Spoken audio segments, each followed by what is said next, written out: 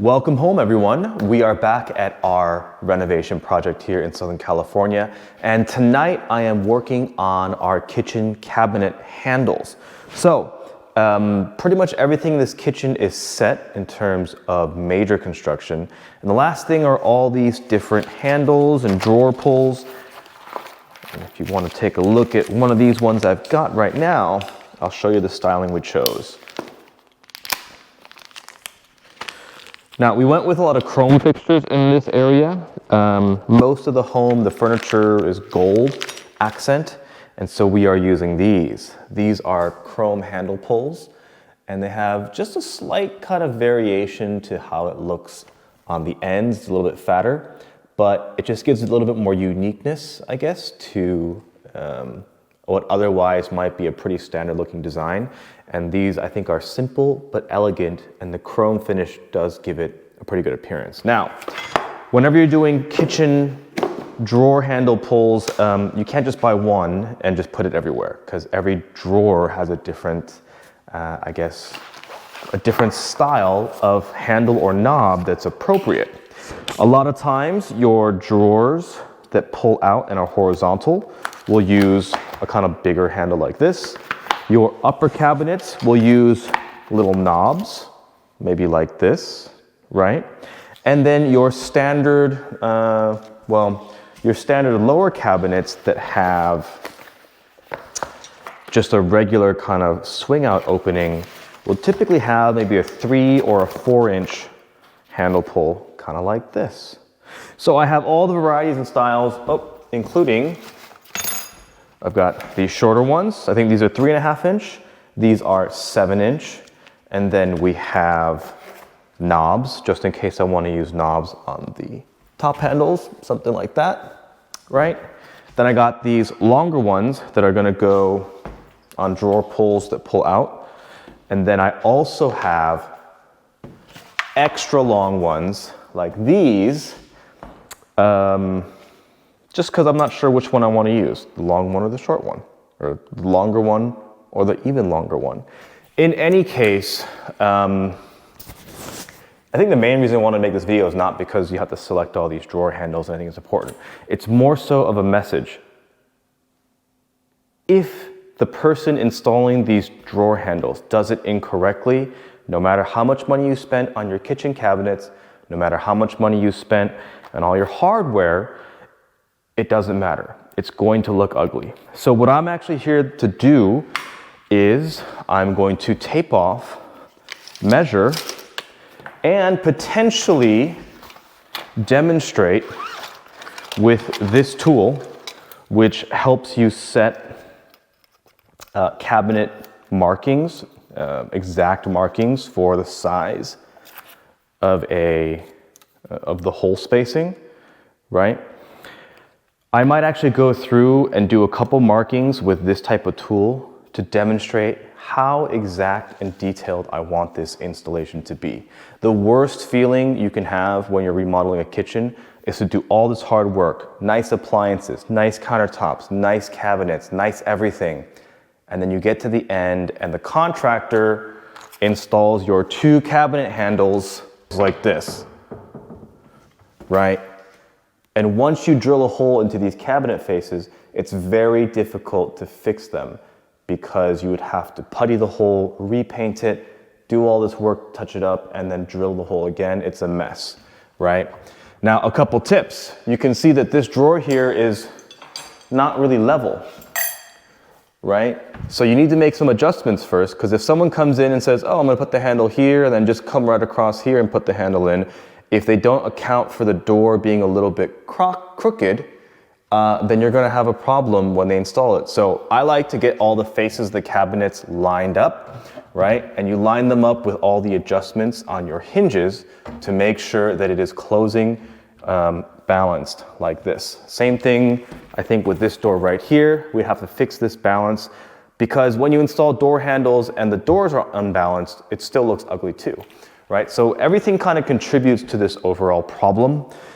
So my kind of message is, if you're working with a contractor like we are in this situation, select all the hardware for them, right? I'm gonna go through and make sure that each of these hardware pieces is next to the cabinet I want them to use them in.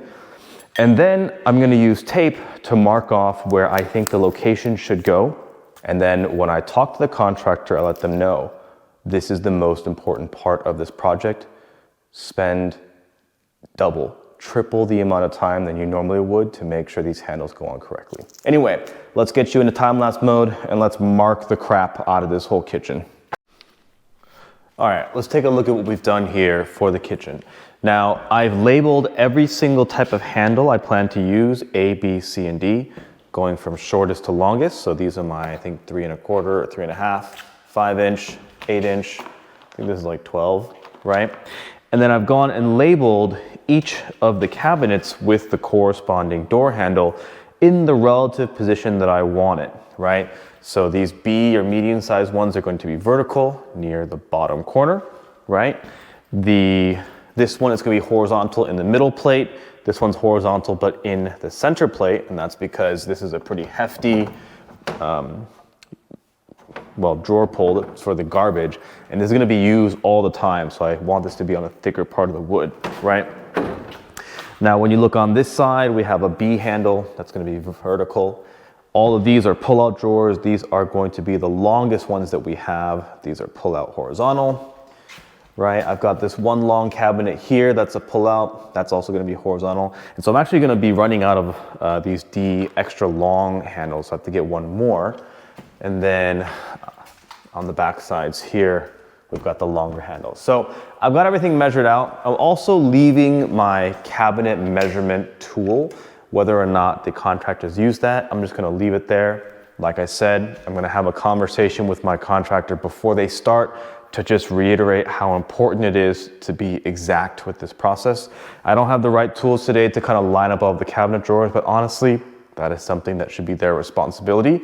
And part of going into management of renovation projects, I think, is making sure that you delegate responsibly, right? And you kind of get rid of that fear of, others not doing the job correctly. So I'm going to do my best to follow that mantra and allow them to do this work with my instruction and guidance, right? That's all. Anyway, let's see how well they do it. I'm pretty sure they will. They've been a fantastic crew so far. Obviously, the kitchen looks amazing. We got these hanging pendant lights in and everything. So I am pretty happy. On a random side note, these pop-up outlets have been a disaster. Look at this. So you get one pull, doesn't quite come all the way up. It's like sticky. Then you gotta pull it up. Look at this, this plastic finish that is gross. Then you gotta press this button to push it down. And it's like, just go away. I hate this thing, but it was required by the city for us to put 2 of them in, right? There's another one over here. Oh my, this one doesn't even pop up correctly. And when they installed it, they just arbitrarily decided they're gonna point this way. So, dude, I don't know. These are like $100. I don't know. That's crazy. Anyway, one other thing I wanted to show you before I head out of here for the night is the master cabinets that are supposed to go into the closet here. Now, don't have a light here yet, but I got 2 of them in. I don't know if you can see that very well. Let's turn the light on here. Yep, and that really doesn't do anything. Okay, I got 2 of the cabinets in here. I have to take the bracing off from transport. Those are gonna go here and here. The baseboards have to come out. This area here is where the bigger cabinet goes, but it won't fit in. Originally, I had planned to put it on its side, enter into the room, and then flip it up. But yeah, the diagonal from here to here is longer than 8 feet, so I can't just rotate it up. I also couldn't lay it flat and then rotate it up on account of that corner in the wall. So the only viable solution is to remove this piece of molding or the door trim here so I can get it and slide it in. I still have to build the 2x4 bases. I still have to build the 2x4 bases. These are all gonna sit on. I have to figure out some solution to this wonky wall mess that's going on here that's like painted but not, I don't really know. And then get the wiring all settled. And if you noticed, I put in little channels where all the wiring is gonna go. That way everything can lay flat. That's also so everything can kind of slide on top. So we're gonna have to drill a hole into the wall, fish a cable,